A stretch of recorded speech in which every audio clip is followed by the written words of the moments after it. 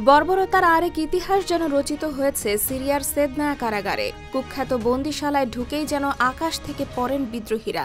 প্রতিটি সেলে বন্দি করে রাখা হয়েছে নারীদের। একজন দুজন নয়, কারাগার থেকে শত শত বন্দি নারীকে মুক্ত করেছে বিদ্রোহীরা। অনেক নারী ভেবেই নিয়েছিলেন জীবনের বাকিটা জেলে বসেই কাটাতে হবে। এই আসাদ বাহিনীর হাত থেকে কোনোভাবেই মিলবে না মুক্তি। অবশেষে জেল থেকে বের হয়ে দিচ্ছিলেন লোমহর্ষক সব বর্ণনা।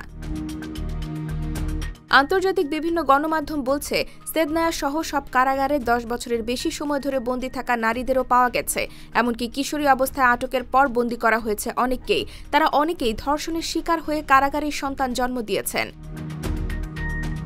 জানা যাচ্ছে, বন্দী নারীদের ওপর ধর্ষণ সহ এমন কোনো যৌন নিপীড়ন নেই যা চালাতেন না আসাদ সেনারা। বিদ্রোহীরা এসব নারী বন্দীদের মুক্তি দেওয়ার সময় অনেক শিশুকেও দেখা যায়। পিতৃপরিচয়হীন এসব শিশু জন্মের পর থেকেই বন্দী জীবন পার করে আসছিল মায়ের সাথেই।